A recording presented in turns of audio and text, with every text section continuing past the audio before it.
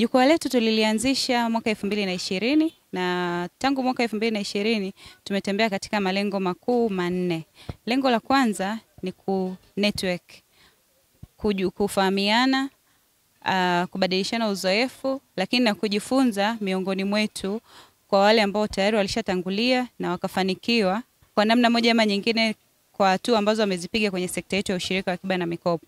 Lakini lengo namba 2 ni kutoa elimu kwa wanachama, viongozi wa vyama vya ushirika wa akiba na mikopo Tanzania, viongozi pamoja na watendaji. Tunaamini popote mwanamke alipo mwanamke ni kiongozi, na popote anapokuwa na ukimuelimisha ni sawa tu na umeelimisha jamii nzima.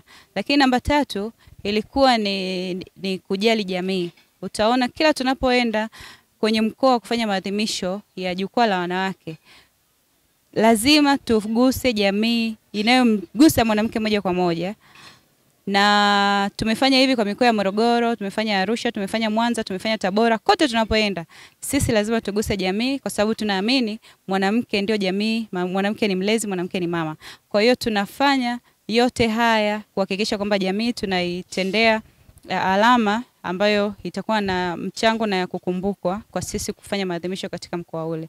Lakini la mwisho kabisa ni kushirikiana na wenzetu, kujiunga kwenye mitandao ya kidunia, na sisi tumelenga kuirasimisha jukwaa letu la kitaifa kuwa sister society wa Global Women Leadership Network, ambayo ni mtandao wa kidunia wa wanawake viongozi wa vyama vya ushirika wa akiba na mikopo.